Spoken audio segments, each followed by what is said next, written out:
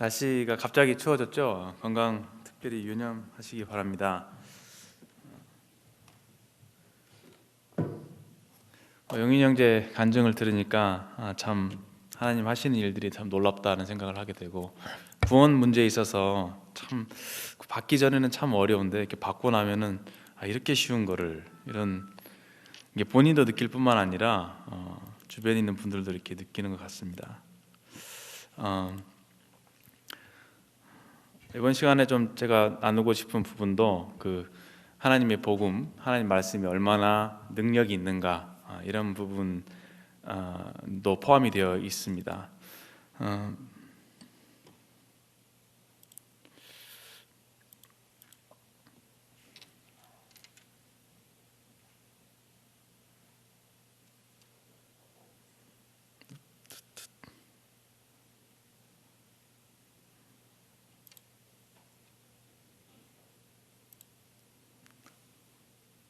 나오나요? 네, 나오네요. 네. 좀 오래되긴 했는데요. 오래돼서 좀 많이 저도 기억을 막 되새기는데 잘 생각도 안 나고 무슨 그때 뭐 어디 갔었지, 무슨 생각을 했지, 어떤 얘기를 나눴지, 이런 생각이 들었습니다. 그래서 기억을 막 이렇게 사진을 보면서 되새기면서 이렇게 했는데, 지난 저희 9월 4일부터 14일까지 네팔과 싱가포르를 여기 나와 있는 한 8명의 형제인들 함께 이렇게 다녀오게 되었습니다. 네팔과 싱가포르, 좀 별로 이렇게 매칭이 잘 안 되는 것 같이 느낄지 모르겠지만 사실 의미가 있습니다. 네팔은 세계에서 가장 못 사는 나라래요. 가장 가난한 나라라고 합니다. 실제로 함께 갔던 멤버들이 이렇게 네팔을 다녀오더니 가보더니, 야, 여기는 다른 동남아보다 더 못 사는 것 같아, 이렇게 얘기하는 것을 들었습니다. 실제로 1인당 국민소득이 굉장히 낮습니다.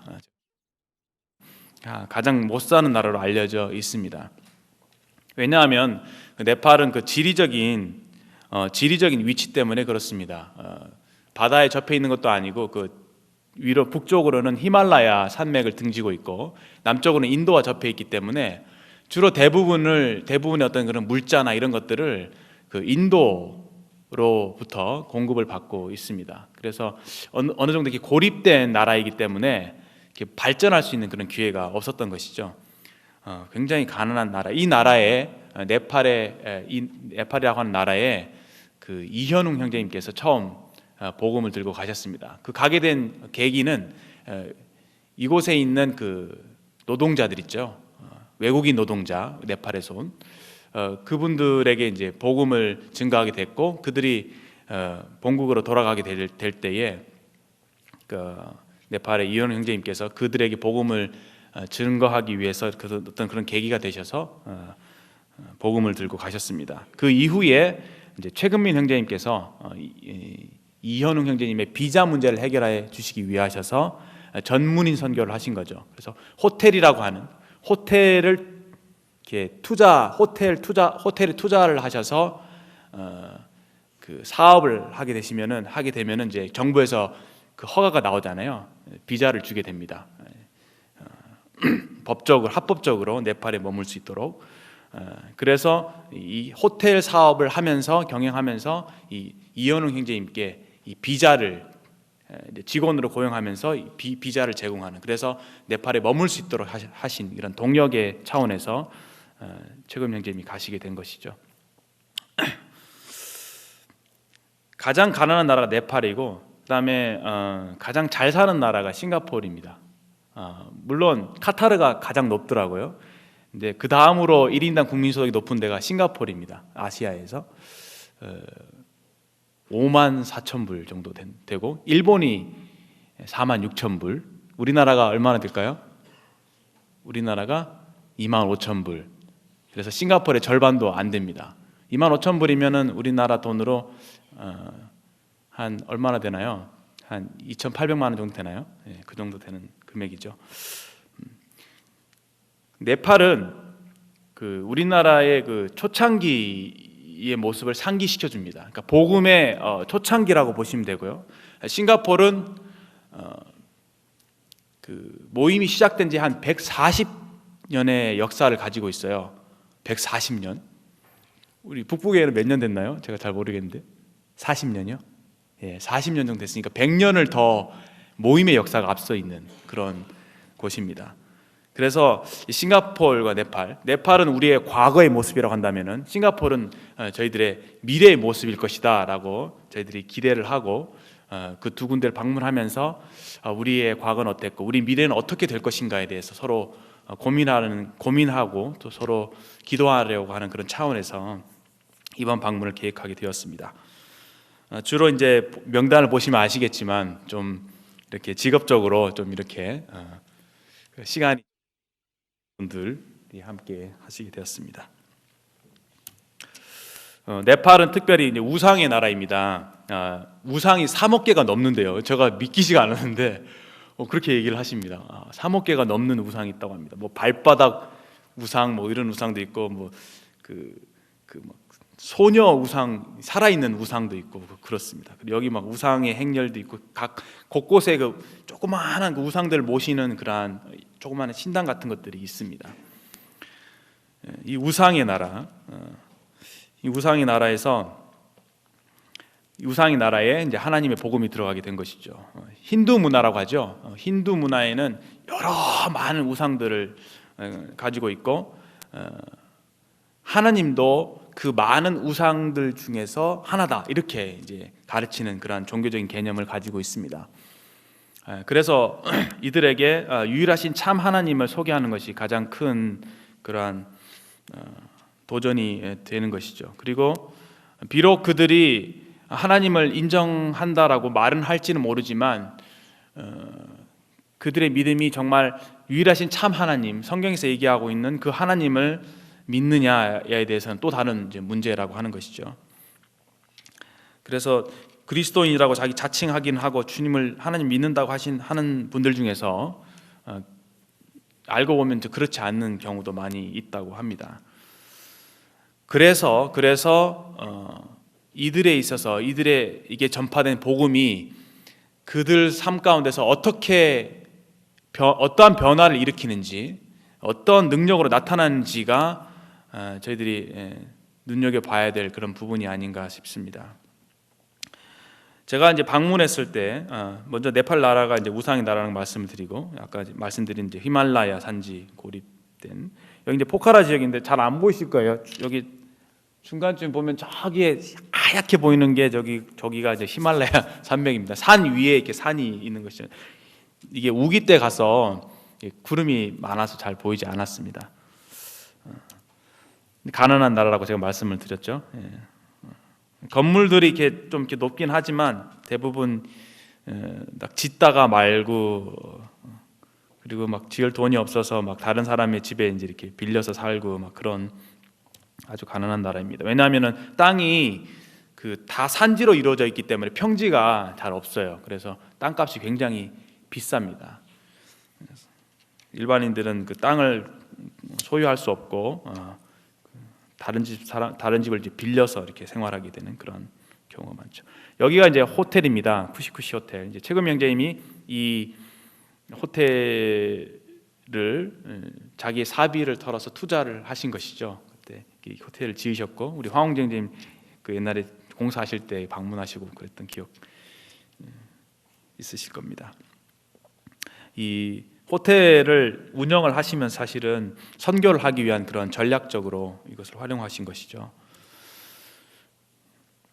처음에는 그 호텔을 경영하면서 그 선교사 이원 형제님을 돕고 또 거기에 있는 교회를 돕고 또 만나는 현지인들에게 개인적으로 이렇게 복음을 증거하시는 그런 어떤 전문인 선교사로서 최금 형제님이 이제 이렇게 가셨는데 얼마 있다가 주님께서 이 학교를 보여주셨어요. 이 스토리가 굉장히 길지만 제가 짧게 말씀을 드리면은 국제 기아 대책 본부라고 하는 곳에서 일하시는 분이 쿠시쿠시 호텔에 오셔갖고 이제 한국 분이십니다. 그 한국 식사가 제공이 되니까 그 한국 그 음식을 좋아하셔갖고 계속 여러 차례 오셨습니다. 그래서 한 2년간 오셨다가 이제 최금 형제를 알게 되고 친분이 쌓이게 된 상태에서 한 가지 제안을 하신 것이죠. 내가 좀 신뢰할 만한 사람을 찾고 있는데 주변에 그런 사람을 보지 못했다. 그러나 이제 최근명 형제님 보실 때 그 신뢰할 만한 사람이라고 여겨지신 것이죠. 그래서 기아대책본부에서 300명 학생에 대한 장학금을 지불할 테니 학교를 시작해 보는 게 어떻겠느냐. 모든 지원은 우리가 다 하겠다. 이렇게 하셔갖고 그냥 그 이 건물부터 시작해서 이렇게 다 이제 이렇게 빌려주신 거죠. 학교를 할 수 있도록. 본인이 어떤 기도한 것도 아니고 어떤 의지로 어떤 돈을 모아서 그걸 투자한 것도 아닌데 그냥 주님이 그것을 학교 사역을 할 수 있게 그냥 손에 딱 이렇게 안겨주신 그런 모습이라 생각하시면 됩니다. 그래서 이것에 대해서 이제 기도하는 중에 학교를 시작하게 됐는데요. 이 학교를 설립하는 과정 속에서 그 많은 분들이 이제 그 많은 분과 접촉을 하게 됩니다. 여기 보면은 사진에 보시면은요, 그 여기 오른쪽에 끝에 있는 세 분 보이시죠? 저 근처에 있는 세 분.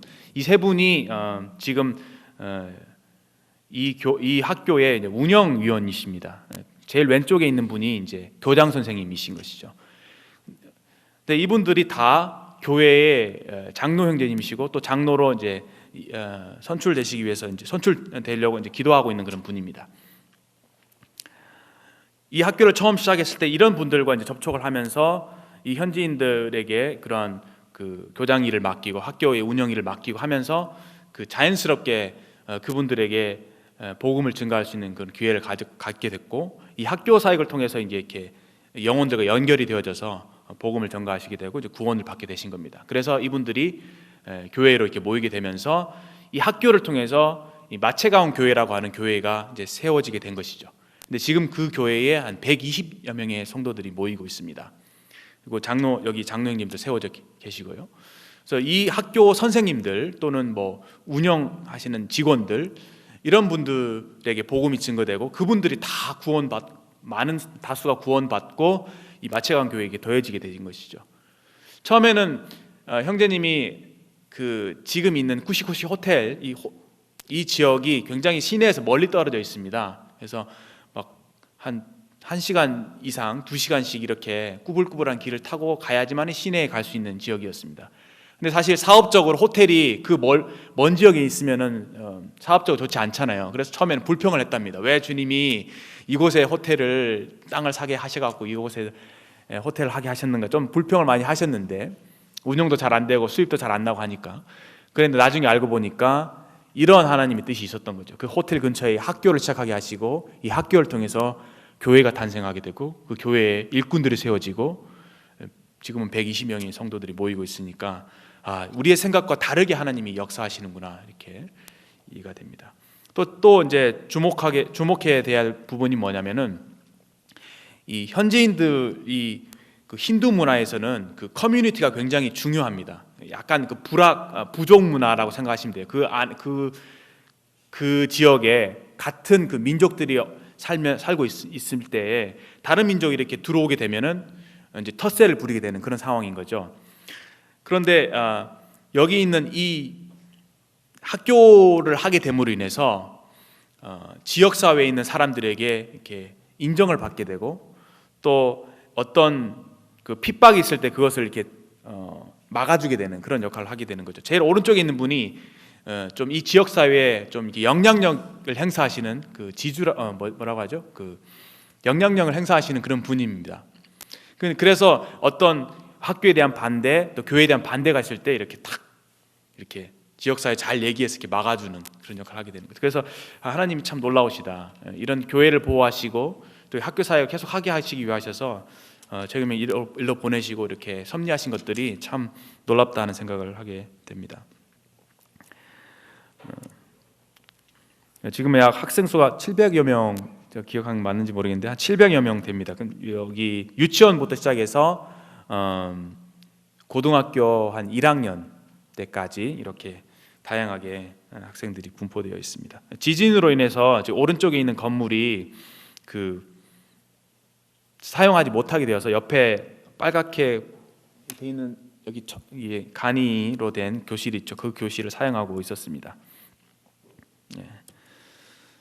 이 간이 교실에서 이제 아이들이 이렇게 수업을 듣고 있었습니다. 이 버스가 없으면은 이제 학교를 운영하기가 어려운데 이 버스를 또 주님이 허락하셔서 이렇게 하고 있습니다.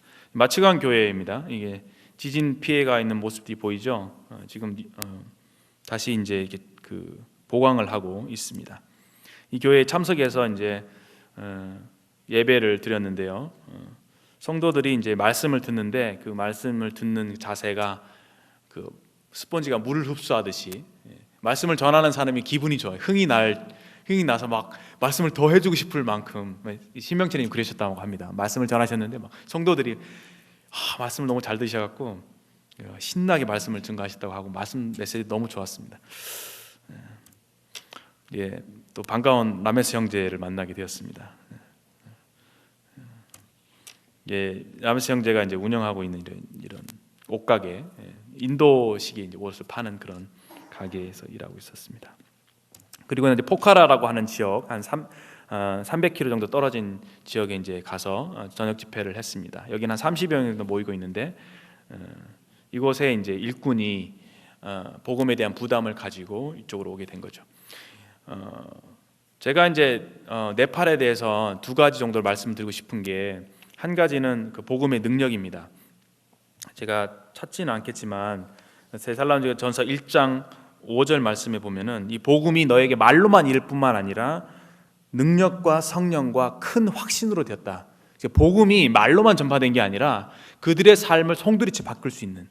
그리고 9절 말씀을 보면은 너희가 어떻게 우상을 버리고 하나님께 돌아와서 사시고 참되신 하나님을 섬기는지, 이 데살로니가 성도들이 그랬던 것이거든요. 그 우상이 팽배한 그 나라에서 그 우상을 과감하게 버리고, 우상을 버린다는 것은 곧 그 지역 사회에서 왕따가 되는 것인데, 그리고 그 핍박이 있을 것을 감안하면서까지 우상을 버리고 사시고 참되신 하나님께 돌아와서 그분을 섬기게 된, 이것이 복음의 능력이라고 하는 것이죠. 그것을 이 네팔에서 볼 수가 있었습니다. 그리고 두 번째는 학교 사역의 중요성인데요. 한 가지 더 말씀을 드리면은, 여기 있는 일꾼들이 상당히 좋은 간증을 갖고 있습니다. 예를 들어서 미국 대사관에서 근무하는, 미국 대사관에서 근무를 하게 되면은요, 한 8년 정도 근무를 하면은 영주권이 나온답니다. 미국 영주권. 근데 그것을 다 포기하고 그 가난한 나라에서 벗어나서 잘 사는 미국에 가서 살 수도 있는데 그것을 포기하고 복음에 대한 부담 때문에 전심사역에 뛰어들게 된 것이죠. 여기 이 교회, 포카라 교회의 사역자도 마찬가지입니다. 대학교에서 이 강의를 하는 엘리트 교수예요. 근데 자기는 이 학교에서 강의하면서 시간 보내는 게 너무 아깝다. 복음을 증거해야 되는데 하면서 이 복음에 대한 부담을 가지고 이 꺼머리라고 하는 형제님이 가정이 이 지역으로 오셔서 이제 교회를 개척하시고 계속 여기저기로 복음전을 다니신 거죠. 이것이 바로 복음의 능력이다라는 것을 제가 보게 되었습니다. 복음은 이렇게 우리의 삶을 바꾸고 변화시키는 놀라운 능력이 있다. 두 번째는 교육의 중요성입니다. 그 학교를 통해서 그 지역 교회가 개척이 되어지고 지역 교회가 이렇게 번영해 나가는, 성장하는 모습을 이렇게 보게 됐거든요.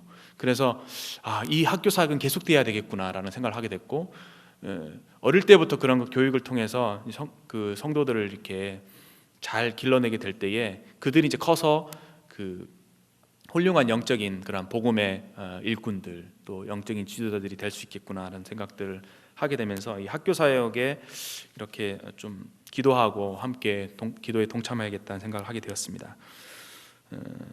8년이 지나면요, 다시 그 학교 건물을 반납을 해야 된답니다. 그래서 새로운 학교 건물을 위해서 기도를 하고 있답니다. 그래서 이것이 좀 저희들에게 또 주신 기도의 제목이 아닌가 싶습니다. 죄송합니다. 하고 싶은 얘기가 많아갖고 제가 시간을 잘 못 보고 싱가포르인데요. 싱가포르는 우리 교회, 우리의 미래를 본다라고 생각하시면 좋을 것 같아요. 예배당 건물을 리모델링하고 있었습니다. 그래서 저희들이 갔을 때 공사가 거의 마무리될 시점에 있었습니다. 이게 본당인데요. 여기에 거의 여기도 한 700여 명의 성도들이 이렇게 모였던 그런 곳입니다. 건물 규모 굉장히 큰데요. 특징 중에 하나가 그 CEP라고 하는 그 성도 전체를 대상으로 하는 교육 프로그램이 있습니다. 이 교육 프로그램이 이제 5년 커리큘럼을 가지고 있는 교육 프로그램인데 이 CEP를 좀 중점적으로 하고 있다라고 하는 느낌을 받게 되었습니다. 어떤 다른 행사를 다 제외하고 CEP는 매주 한다. 이 CEP는 결코 타협할 수 없는 우리 교회의 가장 중요한 프로그램이다. 이렇게 탁 못을 박아 놓고 있고 매주마다 그 과목이 있는데 52주에 대한 그 주제들이 다 정해져 있는 것이죠. 5년까지 쫙 52주 5년 이렇게 쫙 다 그 교재도 다 준비가 되어 있고요. 미리미리 이렇게 교재가 다 준비돼서 나가고 있고 성도들이 이제 공부해 와서 그것을 이제 CEP 교육을 받는 그렇게 되어 있습니다. 그래서 이 CEP 교육을 위해서는 여러 소그룹들이 필요하니까 저희 우리 교회도 마찬가지인 것처럼 이 리모델링을 통해서 여러 교육실들을 많이 확보하고자 했던 것입니다. 그래서 그 CEP 프로그램에 대한 또 전반적인 그 교회 행정에 대해서 저희들이 관심이 많아서 장로님들 모시고 이런 여러 질의응답 시간을 가졌습니다. 그리고 난 뒤에 이제 앙목교에서 하는 어린이 사역에 대해서 한번 둘러보게 됐고요. 이제 어린이 사역 같은 경우는요, 그 토요일과 주일이 이렇게 구분이 되어져 있습니다. 토요일 날은 주로 그 유치원을 대상으로 유치원에 있는 그 유치원 학생들을 대상으로 그 중에서 예수님 믿지 않는 그들에게 복음을 증가하려는 목적으로 이제 토요 성경학교를 하고 있는 것이죠. 그리고 주일 날에는 그 성도 자녀들에게 하나님 말씀을 가르치는 그런 차원에서 주일 학교를 하는 것입니다. 그래서 이 두 가지 사역을 하고 있는데 이 두 가지 사역이 완전히 구분이 되어져 있어요. 왜냐하면은 토요 성경학교를 하는 팀들이 따로 있고요. 그다음에 주일학교를 하는 팀들이 또 따로 있는 것입니다. 그래서 이 주교사들이 이 두 가지 일을 함으로 해서 부담을 좀 덜할 수 있도록 그 부담을 덜고 이 주일학교면 주일학교, 토요학교면 토요학교에 집중할 수 있도록 이렇게 사역이 딱 분담되어 있는 것을 알 수 있었고 그 주일학교 사역이면 각 사역마다 이게 전임 사역자들이 이렇게 있는 그런 모습을 볼 수 있었습니다. 선진국형이라고 우리가 얘기할 수 있는데 싱가포르이 왜 저희들의 미래의 모습이냐면은 많은 경우에서 싱가포르이 우리나라와 비슷합니다. 예를 들어서 싱가포르는 그 자원이 부족한 나라고 아주 조그마한 나라입니다. 그리고 사람들이 많이 있죠. 그래서 우리나라도 마찬가지로 우리나라 자원이 부족하잖아요. 그래서 우리가 좀 중점적으로 좀 중점을 주고 있는 것이 바로 사람이죠. 사람. 우리는 인력 자원이 많습니다. 그래서 교육열이 높고요. 우리가 그런 기술 개발이나 이런 것들을 하지 않으면은 우리나라 먹고 살 게 없잖아요. 자원이 많은 게 아니니까.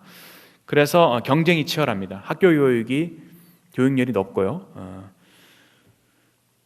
싱가포르는 저희들보다 더 심하죠. 아무것도 없으니까. 그래서 IT나 뭐 그 어떤 상거래나 무역이나 이런 것들을 하지 않으면은 싱가포르는 살아남을 수 없는 그런 구조입니다. 그렇기 때문에 그런 사회 구조를 갖고 있기 때문에 그 청년들의 어떤 직장 문제, 그 직장이 바쁘잖아요. 바쁘니까 교회에 오기 어려운 그런 어려움들, 그러다 보니까 이 청년들을 많이 잃어버리는 그러한 교회에서 대부분 좀 나이 드신 분들이 좀 이렇게 사역하고 있는 그런 모습, 느낌 이런 걸 많이 받았습니다. 그리고 이제 이 선진국을 가다 보면은 이 어린이 사역이 힘들어져요. 왜냐하면은 거리 나가서 아무나 아이들을 데리고 올 수가 없습니다. 부모의 동의하에 부모가 애들을 데리고 교회를 와야지 올 수 있는데 그렇게 하기 쉽지 않잖아요. 그래서 좀 유일한 대안이라고 하는 게 바로 이제 이 학교 사역입니다. 이 유치원 사역입니다. 그래서 유치원을 경영을 하고 유치원을 통해서 아이들과 또 학부형들과 접촉을 하게 되는 것이죠. 제가 가서 느낀 바는 좀 이 유치원 사역이 굉장히 뭐랄까 중요성이 중요하게 생각하고 있는 그런 것들을 많이 느끼게 되었습니다. 이제 데포덕이라고 하는 또 다른 교회가 있는데요. 이 교회는 이제 이 앙목교 교회에서 이렇게 개척이 된 교회입니다. 여기도 한 성도가 한 200명 넘게 이렇게 모이고 250명 정도 모이고 있습니다. 이 건물이 굉장히 커요. 여기 보면은 본당이 이렇게 아주 크고요. 그 로비나 홀 같은 데 굉장히 큽니다. 여기 보면은 그 아이들이 놀 수 있는 그 놀이기구들이 있죠. 1층에 유치원을 이렇게 하고 있습니다. 정식 유치원, 허가 인가된 유치원을 하고 있는데요. 그 유치원을 통해서 복음 증가하는 일을 하고 있는 것이죠. 예배 때 보면은 이렇게 이런 그 로비죠. 이 로비에 성도들이 이렇게 삼삼오오 모여서 이렇게 교제하면서 티타임을 갖고 있습니다. 여기 1층에 보면은 이 건물 뒤쪽에 보면은 이런 유치원을 이제 하고 있고, 주중에는 이렇게 유치원으로 이 건물을 활용하고 있습니다. 그리고 주말에 이제 이렇게 교회가 건물을 사용하고 있죠. 또 그 교회 내 그 건물 내에 이렇게 기독교 서점도 자체적으로 이렇게 운영을 하고 있습니다. 엠마오 사무실도 이렇게 있고요. 사무실 규모가 굉장히 건물이 굉장히 커요. 그래서 막 사무실도 널찍널찍하고 그렇습니다. 여기서 이제 전임 사역자들과 여러 가지 질의응답 시간을 가졌습니다. 김선호 형제님께서 특별히 이제 태국에서 오셔서 함께 저희들과 여행을 해주셨고, 또 필요한 교제들을 해주셨습니다. 좋은 시간이었습니다. 이 교회 이제 학생회 이렇게 모이고 있는데 그 교회 전체 규모에 비해서 조금 좀 작지 않나는 생각이 좀 느낌이 들었고요. 우리 교회 좀 자꾸 비교를 하잖아요. 저희 교회와 양곡교회 비교를 하는데 좀 작지 않는 생각이 좀 들었습니다. 장로 집사의 전임 사역자 분들이 계시는데, 그 아까 제가 얘기한 앙목교 교회가 있고요, 개척된 대포도 교회가 있는데, 요 앙목교 교회는 장로 형제님들이 8분, 집사 형제님이 6분 이렇게 계십니다. 그리고 이쪽 대포도 교회는 장로 형님 6분, 집사 형님 5분 이렇게 그래서 규모를 갖추고 있는 것이죠. 그리고 그 외에 전임 사역자 분이 8분이 있습니다. 8분. 그 중에서 2분은 해외 선교를 하시는 분들이고 6분을 전임 사역자로 세우고 있습니다. 그 6분 중에서 1분만 장로의 일을 하고 계시고 5분은 그 사역별로 그 사역을 감당하는 전임 사역자가 되는 것이죠. 예를 들어서 주일학교 전임 사역자가 있는 것이죠. 이분은 그 풀타임 워커입니다. 그러니까 월급을 교회에서 이렇게 받으면서, 교회 지원을 받으면서 주일학교와 전념하는 분이시고, 또 뭐 어떤 이 형제님 같은 경우는 그 노인분들 이렇게 돌아보시고 목양하는 그 일을 전문적으로 이렇게 하시는 분. 어떤 이분은 이 형제님 같은 경우는 그 예를 들어서 뭐 CEP 교육, 그 교회 교육에 관계된 것들만은 전담으로 풀타임으로 이렇게 일하시는 그런 정도로 이렇게 각 사역별로 이 사역에는 전심 사역자가 필요하다라고 했을 때에 장로들의 결정에 따라서 전심 사역자를 이렇게 어떤 면에서 이렇게 고용을 한다고 해야 되죠. 고용해서 그 일만을 전담으로 할 수 있게끔 이렇게 하는 시스템을 갖고 있습니다. 이렇게 일꾼들과의 만찬을 이렇게 했는데 다 오지는 못하셨어요. 이분들과 이제 이렇게 만찬을 하면서 여러 가지 많은 질문들도 하고 우리 교회도 비교하기도 하고 이렇게 했는데요. 싱가포르 교회를 보면서 이제 정리를 좀 해보게 되면은 그 한 가지 단어, 체계라고 하는 단어, 그거 생각해 두시면 좋을 거예요. 체계, 그리고 전문성이라고 하는 단어, 체계와 전문성이라는 단어가 떠오릅니다. 교회 역사가 140년이 되다 보니 교회 어떤 역사도 잘 이렇게 정리를 해놓고 있더라고요. 여기 책이 있어요. 교회 역사에 대한 책이 있는데 어떻게 시작되었고 어떤 가르침이 있었고 어떤 일들이 있었는지 이렇게 다 역사 책으로 이렇게 기록을 남기고 있고요. 그다음에 교리 같은 것도 그 어떤 장로 형제님들 간에 또 일꾼 간에 이렇게 오해가 없도록 그런 것들 교리를 잘 이렇게 정리해 놓은 그런 정리하는 그 서적 문서가 있었습니다. 조지 밀러나 허슨 테일러가 다녀갈 정도로 아주 역사와 전통이 깊은 그런 교회라고 합니다. 그래서 여러 가지 사역들이나 이런 것들을 분담해서 잘 이렇게 체계적으로 운영하고 있는 것들을 보면서 좀 배울 부분이 있다는 생각을 하게 됐고요. 아까 또 전문성이라는 부분에 있어서는 아까 제가 말씀드린 대로 전임 사역자를 이렇게 두고 그 사역을 지속적으로 할 수 있도록 이렇게 한 부분이랄지, 또 예를 들어서 뭐 의료 선교팀이다 그러면은 의료 선교팀이 한 달에 한 번씩 계속 모이고 그리고 정기적으로 선교지를 방문해서 그 선교를 지원하고, 그런 것들이 하다가 없어지고 그런 게 아니라 꾸준하게 지속적으로 그 일을 해나가는 그런 것들을 보면서 참 많은 저에게 교훈이 됐습니다. 그리고 이제 나이와 상관없이 자발적으로 노인분들이나 아니면 어린 학생들이나 자발적으로 자기가 할 수 있는 그 은사에 맞게끔 그 주님의 일에 이렇게 참여하는 그런 모습들도 참 좋아 보였습니다. 그러나 제가 아까 말씀을 드린 대로 청년 사역에 대한 도전 과제가 있었습니다. 청년들을 많이 볼 수가 없었는데 그 이유는 직장일이 바쁘다는 것이죠. 그리고 학생들도 마찬가지입니다. 시험, 우리나라의 수능처럼 시험을 준비를 해야 되기 때문에 개인 과외도 많이 받고요. 또 뭐 학원보다도 개인 과외를 많이 받는다고 그래요. 막 공부 엄청 열심히 하다 보니 청년이나 학생이 이렇게 잘 참석을 못 한다고 합니다. 우리 사회도 그렇게 지금 그렇고 앞으로도 그렇지 않을까 싶은 생각이 들면서 그럼 어떻게 해야 되나 굉장히 고민이 많이 됐습니다. 여러 직장 문제, 또 결혼 문제 이런 것들 때문에 그 어떤 본바탕이 형성되지 않은 상태에서 세상으로 이렇게 밀려나는 거죠, 청년들이나. 그래서 이를 위해서 우리는 어떻게 기도해야 될까 하는 생각들을 하게 됐는데 청년 사역에 대한 그 중요성을 다시 한번 생각하는 그런 계기가 됐습니다. 전문적인 청년 사역이 필요하겠구나. 왜냐하면은 한국 사회도 마찬가지겠지만 그 학생 시절 때는 이 가치관이 잘 형성할 시간 자체가 없습니다. 공부한다고 바쁘니까 뭔가 생각을 하거나 자기 인생에 대해서 뭐 설계를 한다거나 그런 시간이 전혀 없잖아요.